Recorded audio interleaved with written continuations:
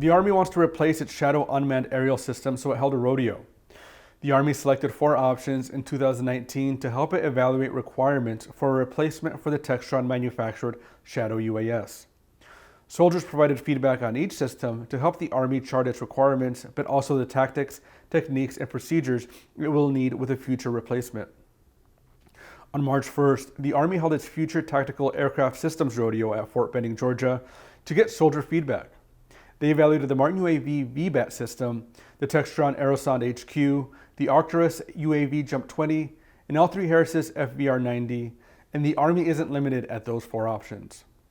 For this week's Actionable Intelligence, I spoke with Defense News land warfare reporter Jen Judson, who had covered this story from the beginning. Jen, welcome to the show. The Army has had the Textron Shadow for quite some time now. Can you tell me a little bit about that system? Well, the Shadow unmanned aircraft system is a 30-year-old system that has served extensively, especially in Iraq and Afghanistan. It's runway dependent and requires a big ground control station to operate. It's also pretty loud. I've seen one take off and fly around, and I'd say it sounds like a loud lawnmower. Of course, the Shadow has a new version, the V2, that includes an upgraded engine and a longer wingspan, and it can stay aloft about 3 extra hours. It also has a digital system rather than an analog one. But Shadow's had a lot of mishaps over the years that run the gamut when it comes to mechanical failures like propulsion issues, fuel system malfunctions, overheating, generator ignition failures, etc. So it's had its run. What's the Army looking for at this point? So the Army began to look to replace the Shadow in late 2017, early 2018. And it saw it as a quick win for the Army because there's so many companies out there with runway independent UAS coming out on the market that could replace it with little upfront development costs. On the list was a UAS that is easy to set up and launch, transportable by a Chinook, more quiet than the Shadow, and really importantly, doesn't need a runway to launch. So basically, the Army wants a vertical takeoff and landing or VTOL aircraft. And while the Shadow has helped to fill the gap for the Armed Scout missions, it's teamed with the Apache attack helicopter to do that. The Army really wants a future tactical UAS that can be a part of an advanced teaming architecture and can take on a variety of sensors that gives the Army the eyes and ears and forward position that allows manned helicopters to keep a safe distance from enemy capability ranges. So at this rodeo at Fort Benning, Georgia, we saw 4 different systems. Tell me a little bit about the capabilities we saw within those systems. The 4 different UAS that were assessed at the rodeo have also been extensively used by 5 different Army units over several months last year. So what the Army's been calling soldier touch points. They all have VTOL capability. They're all more quiet than Shadow in forward flight. They do still make noise when they're taking off in the VTOL mode, but when they're in forward flight, they're all reported as very quiet. They're all much easier to set up and break down. They're transportable by Chinook. Some say that their systems are transportable by Black Hawk, and that was demonstrated with a few at the rodeo.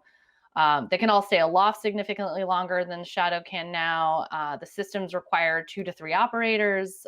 They all took off and landed autonomously. And they all demonstrated that if they lost the link to the ground control, they could all return to a designated point autonomously on the ground.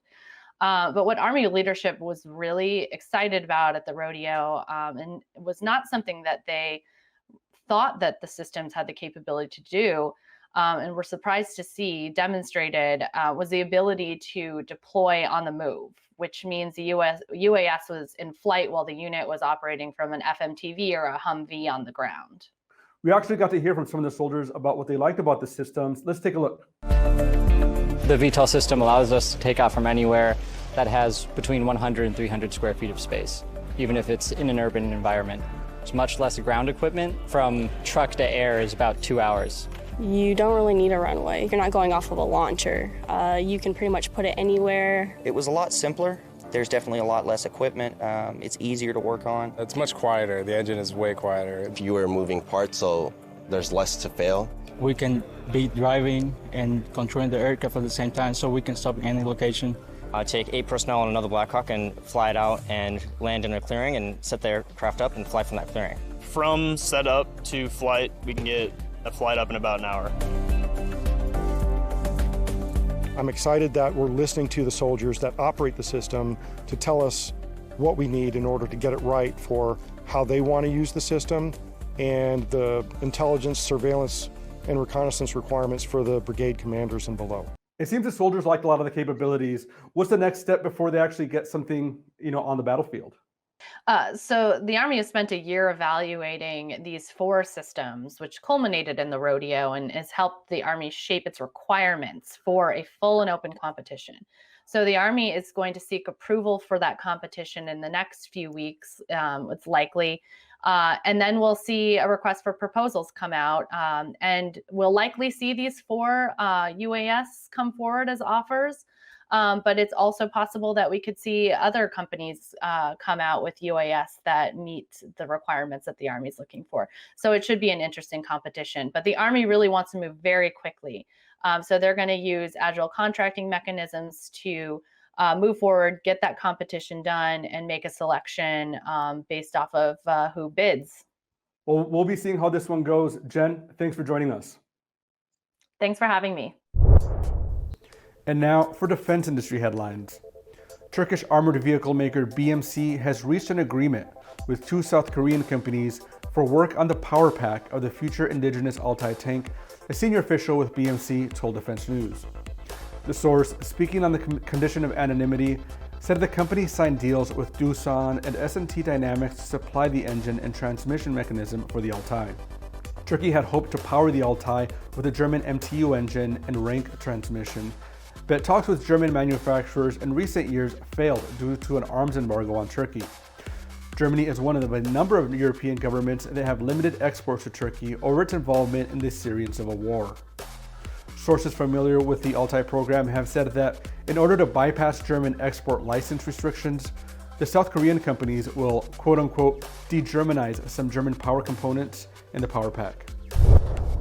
The White House recently announced a slate of nominees to lead a trio of U.S. combatant commands, including 2 women whose nominations were previously held up over concerns they would not be approved by then-President Donald Trump. Today is International Women's Day, and we all need to see and to recognize the barrier-breaking accomplishments of these women. We need the young women just beginning their careers in the military service to see it and know that no door will be closed to them. Air Force General Jacqueline von Alvos, who took over Air Mobility Command in August, has been nominated to take over U.S. Transportation Command. Army Lieutenant General Laura Richardson, the head of U.S. Army North, is nominated for a 4th star and to lead U.S. Southern Command. Navy Admiral John Aquilino, the head of U.S. Pacific Fleet, has been nominated to take over U.S. Indo-Pacific Command, which is seen as the region of primary focus by the Biden administration. In February, the New York Times reported the nominations for the 2 women had been agreed upon inside the Pentagon last year, but that then Secretary of Defense Mark Esper decided to hold the nominations up until after the November election over concerns that the Trump White House would not approve their selections because of their gender. And that's it for your defense industry headlines this week. When we come back, a look at the Marine Corps' decision to get rid of its tanks, and later, our Military Times reporters and editors break down the week's top stories.